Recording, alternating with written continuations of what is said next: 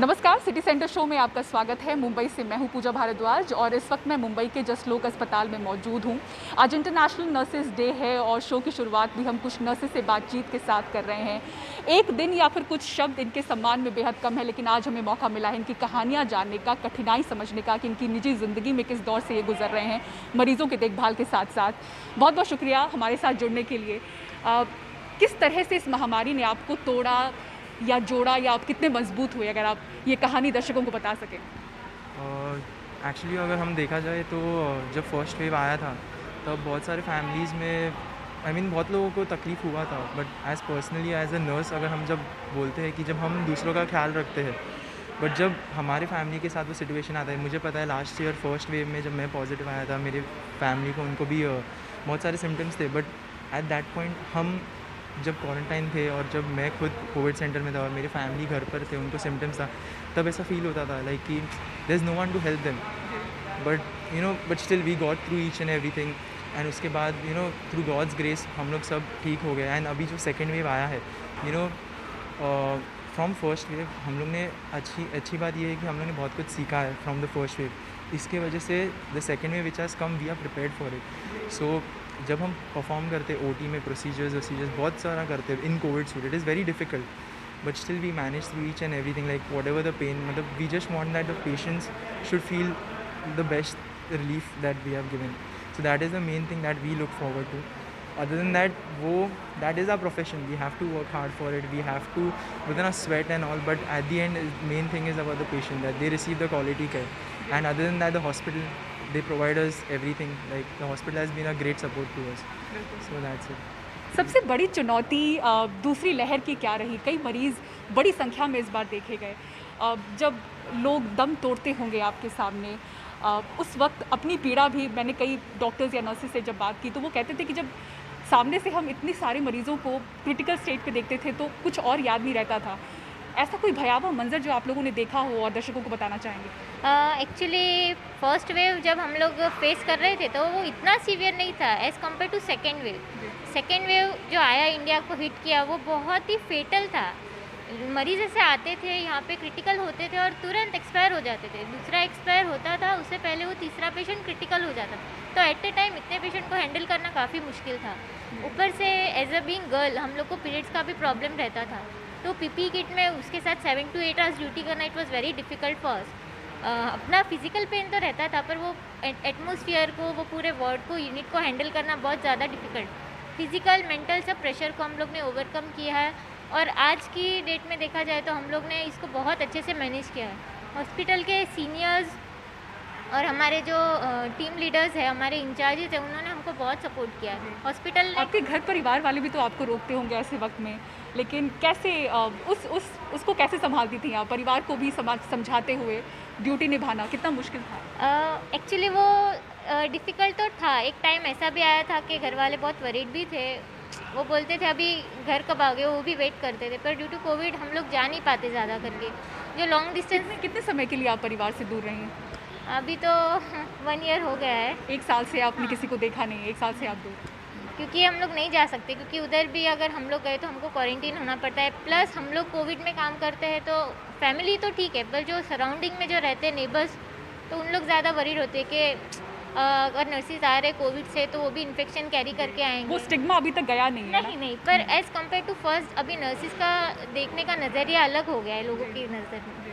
Respect मिलती है, लोग नर्सिस को ज़्यादा अप्रिशिएट करने लग गए, जबकि पहले ऐसा नहीं होता था। पहली वेव में आप लोग बहुत परेशान थे, जहाँ रहते थे वहाँ से भी दिक्कत थी सोसाइटीज़ में। क्योंकि वो एकदम नया था हमारे लिए, हमको पता नहीं था इसको फेस कैसे करेंगे। सबके लिए न्यू एक्सपीरियंस था, हम लोग को पता नहीं था ये वेव कैसा होगा। फर्स्ट वेव था, इसका पहले हम लोग को कोई भी एक्सपीरियंस नहीं था, प्रीवियस एक्सपोजर नहीं था। तो पीपी किट कैसे पहनना, निकालना, उसको बराबर डॉनिंग डॉफिंग हम लोग करते कि नहीं, वो सब हम लोग को ध्यान रखना पड़ता था। डॉनिंग तो ठीक है, पर डॉफिंग के टाइम पे हम लोग इन्फेक्शन ना करके लिए खुद को वो ध्यान रखना पड़ता था। जी मैम, मानसिक तौर पर कितना प्रभाव डाला है महामारी ने आप लोगों पर? एक्चुअली अभी पहले जो स्टार्टिंग में वेव आया था कोरोना का स्टार्टिंग में, तभी हम लोग सब लोगों को बहुत टेंशन आया था, even including the patient and plus we also.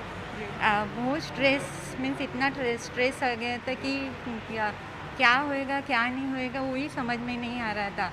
But slowly हम लोगों को भी थोड़ा सपोर्ट होने लगा, मीन्स वी ऑल्सो कंफर्टेबल होने लगे because of the surroundings things करके. सो अभी तो we are okay with all because now we are use to it with all this things. So we know how to manage and how to support, and we have got the support from our institute, Just Look Hospital, and plus our family members and all. So now we are okay with all this. We are managing all everything. मतलब आप कह रही हैं कि इस लहर तक बहुत सारी चीज़ें समझ में आ गई और समझ में स्ट्रीमलाइन आ गई. हो गई. पहले स्टार्टिंग हाँ. में ऐसे नहीं थे ना, तभी स्टार्टिंग में कैसे हम लोग को मालूम, किसी को भी मालूम नहीं था होल वर्ल्ड को. तो इस लहर की सबसे बड़ी चुनौती आपको क्या दिखी? हमने देखा कि संक्रमण के मामले जिस रफ्तार से बढ़े थे, पहली वेव में हमने वो नहीं देखा था. क्रिटिकल मरीज की भी संख्या बहुत बढ़ गई थी. हाँ. यंग मरीज बहुत थे, छोटे बच्चे संक्रमित हो रहे थे. सबसे भयावह मंजर अगर आप इस लहर की बताएं या सबसे बड़ी चुनौती इस लहर की आप बताएं, वो क्या रही आपके लिए? अभी रिएक्शन में हम लोग को तो बहुत ही we use to feel very sad for them, for all the patient, even in the relatives also we use to feel, and it was like a new for us, for everybody. So really हम लोग को इतना feel हो रहा था, but हम लोग कुछ भी कर नहीं सकते थे. फिर भी we use to do it. हम लोग को जितना हो सके हम लोग करते थे बाय एवरीथिंग, सब मिलके, doctors, sisters and everybody and our health workers and all. तो वैसा था एक्चुअली. तो अभी तो ठीक है, सब कुछ में थोड़ा मैनेज करते सब लोग, हम लोग, and everything, all kids and all whatever we want, that everything is available now. All this thing, everything is available now. Face में मोस्टली ना कभी कभी बाहर से फ़ोन आते थे नेटिव प्लेस से कि बेड चाहिए, तो बेड के लिए हमारी थी. बेड नहीं मिल रहे थे कि उनको मालूम था मैं जस्ट लॉक में काम कर रही हूँ, तो उनको बेड चाहिए, तो बेड नहीं मिल रहे यहाँ पे. बाकी इतना कुछ हमारे हॉस्पिटल में तो हमारी नहीं हुई थी, लेकिन बाहर वाले को बेड नहीं, अपनों को भी आप मदद नहीं कर पा रहे थे, ऐसा था? बिकॉज ऑफ बेड का प्रॉब्लम. बाकी इतना कुछ नहीं था. और रिलेशन को चाहिए तो भी रिलेशन में इतना कुछ प्रॉब्लम नहीं हुआ था मैम. अच्छा, आप खुद भी पॉजिटिव हुई, संक्रमित हुई थी इस लहर में? जनवरी में. जी. कब? जनवरी में? हाँ, 4 जनवरी. उसके बाद आपने ड्यूटी कब ज्वाइन नहीं, किया? 21st को मैंने मेरा सॉप किया. इट वॉज यानी मार्च के समय से हमने मामले ज़्यादा बढ़ने देखने शुरू कर दिए थे, उसके बाद आप ड्यूटी पर आ चुकी थी? हाँ, मैं 22 जनवरी से ड्यूटी ज्वाइन की. उसके बाद कुछ प्रॉब्लम नहीं, आना जाना रोज का है, कुछ प्रॉब्लम नहीं. जी. लॉकडाउन के समय में आप लोगों को आने जाने में भी दिक्कत? हाँ, तो जब भी लॉकडाउन चालू था फर्स्ट लहर के टाइम, तभी मेरा लड़का रोज यहाँ पे अपना खुद का व्हीकल लेके he has to come and leave me from थाना to Just Look 4 months daily आने के लिए, लेके जाने के लिए. वो लेके आना 2 बार दिन में लेने के लिए आता था, लेके जाने के लिए आता था. बाकी ऐसा कुछ प्रॉब्लम नहीं. और जस्ट लॉक में हमारे लिए बसेस भी रखे थे, तो वो भी हम लोग एडजस्ट करके जाते थे. तो दैट इज़ ग्रेट फॉर अस.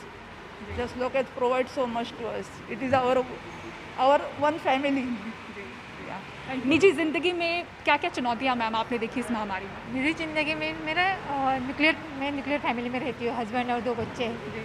तो दहीसर में रहती हूँ. दहीसर से जस्ट लोग आना, ट्रैवल इतना 2 आवर्स का आने के लिए, 2 आवर्स जाने के लिए.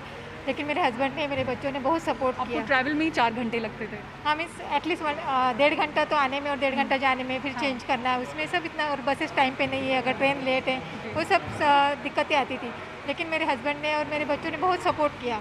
अगर मैं स्टार्टिंग में जब मार्च में शुरू हुआ था, तो 4 दिन हम लोग यही रहती थी, और 2 दिन का छुट्टी लेके घर जाते थे. तो वो 4 दिन में husband has to prepare everything. मेरे बच्चे एडजस्ट करके खा लेते, क्योंकि ही इज़ ऑल्सो बैंकर, तो बैंक में जाते थे तो बच्चे संभाल लेते थे. मेरे सोसाइटी के पीपल भी अच्छे थे, वो बहुत ब्लेस करते थे. अरे आप इतने दूर जाके इतने काम करते हो, आप कैसे ये जो adjust समझ है करते वो हो? दूसरी वेव में आई या पहली वेव में भी ये समझ थी? नहीं, मेरे सोसाइटी के पीपल तो पहले वेव में भी सपोर्ट बहुत किया था. They have to bless, they have to cheer me, they have to. आप इतना दूर जाके काम कर रहे हो, कितना कैसे करते हो, आपको डर नहीं लगता क्या? ट्रैवलिंग करते हो, फिर बच्चे छोटे हैं तो उनका ऐसे. तो मैं ऐसे सुनती थी कि सोसाइटी के बहुत सारी सोसाइटी में अलाउ नहीं करते थे डॉक्टर्स को, नर्सेज को. लेकिन मेरे सोसाइटी में ऐसा कुछ नहीं था. मेरे फैमिली में भी स्टार्टिंग में तो हम लोग मीन्स मैं घर जाती थी तो खाना खाने के लिए मैं बाजू में बैठती थी, क्योंकि ऐसे कांटेक्ट थोड़ा ना हो इसलिए. लेकिन जब घर जाती थी तो मैं फ़ोन करके बोलती थी अरे मैं घर आ रही हूँ, तो सब रेडी रखते थे. तो जितना हो सके उतना हाइजीन मेंटेन करो, तो किसी को अपने वजह से इन्फेक्शन नहीं होना चाहिए. ये सब देखते थे। और बीमारी अभी भी ऐसी थी कि बिल्कुल आपको बीमारी अपनों भी से ऐसी दूर थी। रहना था। हाँ, अपने क्योंकि सोच वो है, अगर मैं सेफ रहूँगी तो मैं अपने फैमिली को सेफ रखूँगी, अगर फैमिली पर सेफ ये रहेगी तो मानसिक तौर पर आप पर क्या असर डालता होगा अगर आप महीनों से ऐसे अगर अपनों से बहुत दूर सारे हैं? हाँ। बहुत सारा टेंशन आता रिश्तेदारों था से नहीं कि मिल पा रहे हैं। हाँ, अभी भी रिश्तेदारों से तो नहीं मिल, फ्रेंड से नहीं मिल पाती मुझे, फ्रेंड सर्कल वगैरह, तो किसी का कोई पार्टी नहीं कर सकते, एंजॉय नहीं कर सकते। लेकिन बोलते नहीं, करना है, अब जॉब है, और अगर ये हम जंग लोग तो आप लोगों के लिए आगे भी लंबी है, अभी आगे पोस्ट भी कोविड के लंबी है। कॉम्प्लिकेशंस हैं, वैक्सीनेशन है। तो जो भी है ऑनलाइन चैटिंग ऐसे सपोर्ट कर लेते हैं। जो भी पार्टीज है इसमें से बाहर निकलेंगे, ये भी जाएगा। वो दौर कैसे रहता है, थोड़ा टाइम बुरा और अच्छा दौर आता है, ये भी दौर चला जाएगा, फिर हम लोग एंजॉय करेंगे, ऐसे सोच के सब चल रहा था। एक्चुअली मेरा ड्यूटी का हम लोग का जब भी फ्लोर था 12th फ्लोर, उसको स्टेप डाउन आईसीयू में कन्वर्ट किया था। तब सडनली पेशेंट का सीवियरिटी बहुत ज़्यादा बढ़ गया था, तो सारे के सारे पेशेंट वहाँ पे बहुत क्रिटिकल थे। तो जिस पेशेंट को मैं जो केयर दे रही थी, तो वो पेशेंट को मैंने खाना खिलाया मेरे हाथों से, उनका केयर किया, उनके हेयर कोम किए, हम लोग सारा नर्सिंग केयर प्रोवाइड कर रहे थे। सडनली नेक्स्ट डे वो पेशेंट एकदम डिसैट होने लगे और आई कुड नॉट बिलीव वो मेरे आंखों के सामने पास हो गए और हम लोग कुछ नहीं कर पाए, ऐसे हमको लग रहा था। हम लोग ने हमारा पूरा एफर्ट्स ट्राई किया, पर कोविड ने शायद से वो पेशेंट को वापस रिवाइव नहीं होने दिया और वो बहुत मानसिक ज़्यादा तौर पर ये कितना तोड़ देता है आप लोगों को, जब आप हर रोज़ ऐसे क्रिटिकल मरीज देख रहे हों, आप भी इमोशनली उनसे अटैच्ड होते हैं, उनकी जब केयर करते हैं, इमोशनली कितना तोड़ता है आपको ये सब? एक पॉइंट आ गया था ऐसा लाइफ में कि मैं ऐसा लिटरली रोने लग गई थी कि ऐसा लग रहा था यार मैं कितना ज़्यादा हार्ड ट्राई कर रही हूँ पर मेरे से वो हो नहीं रहा है। हम लोग ने सारे होप्स छोड़ दिए थे तभी, क्योंकि इतना डेथ रेट इतना ज़्यादा हो गया था कि अभी हम लोग को लग रहा था ये कभी वापस ठीक होगा कि नहीं, या फिर ये रेशियो ऐसे ही रहेगा। सेकेंड वेव में मैंने काफ़ी मेरे खुद के जो क्लोज थे, कलीग्स थे जो 30-40s में थे, वो भी एक्सपायर हो गए, तो मुझे काफ़ी ज़्यादा बुरा लगा। और मैं अभी ये सोच के भी डर लगता है कि ये थर्ड वेव में क्या होगा, ये हम काम करते करते हम भी अफेक्ट हो गए तो, या हमें भी हो गया, हमको कुछ तीसरा कॉम्प्लिकेशन तो ना आ जाए, उसका ज़रा और डर इस लगता बार है। बहुत ऐसे हादसे हुए हैं जहाँ पे पूरी की पूरी फैमिली इन्फेक्ट हुई है, लोगों की मौत हुई है, जो बच्चे हैं वो अनाथ हुए हैं। इस बार ऐसे बहुत सारे केसेस देखे जहाँ एक के संक्रमण के बाद पूरा परिवार इन्फेक्ट हुआ है।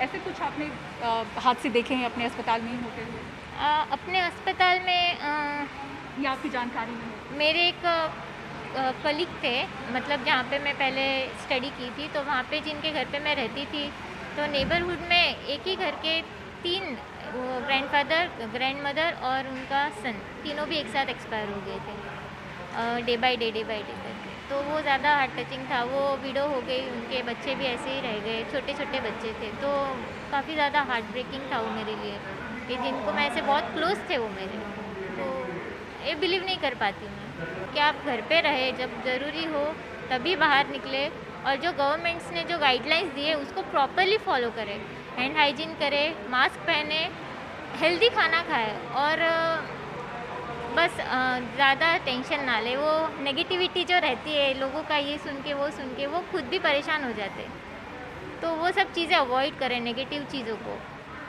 और हेल्थ वर्कर्स के लिए मैं एक ही चीज़ कहना चाहूँगी कि कोई भी मुश्किल हो, अपना जो एटीट्यूड रहता है काम करने का, जो पॉजिटिव वाइब्स रहती है, हम लोग को गॉड ने एक चांस दिया है कि हम लोग लोगों को सर्व कर रहे हैं। आज लोग बहुत डोनेशंस करते हैं, ऐसे ही बोलते हैं कि मैं तुम्हारे लिए क्या कर सकती हूँ, ऐसा हमको भी पूछते हैं। कई पेशेंट बोलते हैं कि सिस्टर आप इतना हमारी केयर करते हो, आप कोविड में अपने फैमिली को छोड़ के काम कर रहे हो, तो हम क्या करें आपके लिए। तो मैं लोगों से यही चीज़ कहना चाहूँगी कि प्लीज़ सब हेल्थ केयर वर्कर्स को आप रिस्पेक्ट दीजिए, उनको ऐसे ट्रीट मत कीजिए, उनको मारिए मत, उनको परेशान मत कीजिए, गाली मत दीजिए, क्योंकि हम भी हेल्पलेस हो जाते हैं एक मोमेंट पे। तो please be nice to each and everyone.